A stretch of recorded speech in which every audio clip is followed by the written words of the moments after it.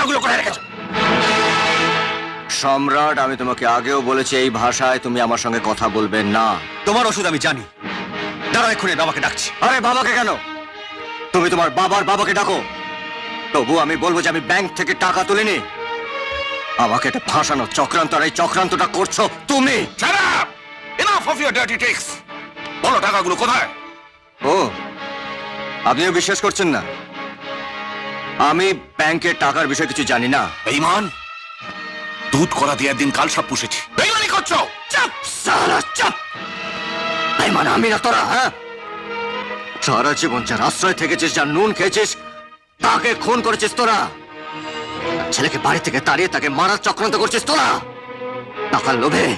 টাকার লোভে মনিবকে ভোগে পাঠিয়ে তার সম্পত্তি ভোগ করছিস তোরা।